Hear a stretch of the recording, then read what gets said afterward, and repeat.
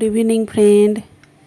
তো রাত্রে সবার রুটি খাওয়ার পরে কি রুটি বেঁচে যায়, সেগুলো ফেলে না দিয়ে এইভাবে বানিয়ে দেখতে পারেন। এতটা সুন্দর হয়েছিল, জানলে আপনিও আর রুটি ফেলে দেবেন না।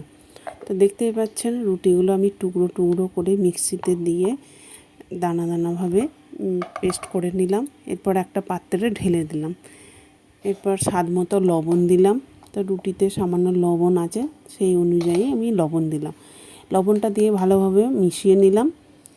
এরপর দুটো ডিম আমি ভেঙে এর মধ্যে দিয়ে দিলাম। তো দুটো চাইলে আপনাদের যদি বেশি থাকে তাহলে ডিমের পরিমাণটা আরও বাড়িয়ে দিতে পারেন। তো যে যেখান থেকে বসে আমার ভিডিওটা দেখছেন, প্রথম থেকে শেষ পর্যন্ত দেখার অনুরোধ রইল। তা নাহলে বুঝতেই পারবেন না আমি কিভাবে এই রুটি দিয়ে এই রেসিপিটা বানালাম। তো ডিমগুলো দিয়ে দেখতেই পাচ্ছেন ভালোভাবে সব উপকরণগুলো মিশিয়ে নিলাম। এরপর ফ্রাইং প্যানে দেখুন বাটার দিয়ে দিলাম।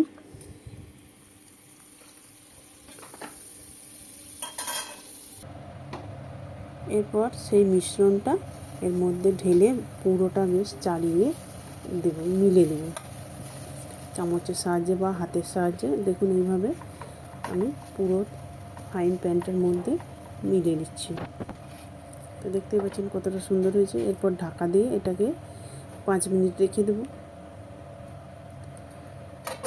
তো 5 মিনিট পরে দেখুন এটাকে আমি আবার উল্টে নেব।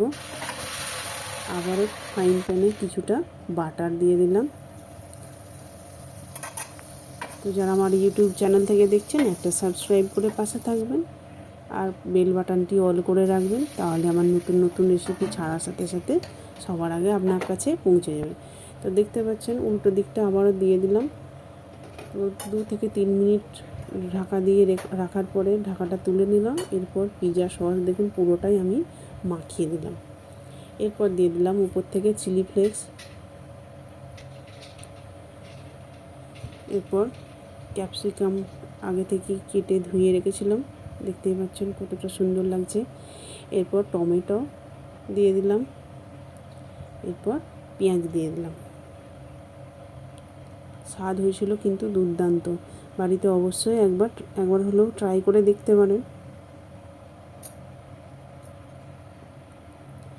এরপর দেখুন আমি একটা চিজ নিলাম। চিজটাকে পুরোটাই আমি গ্রেট করে দিয়ে দেব।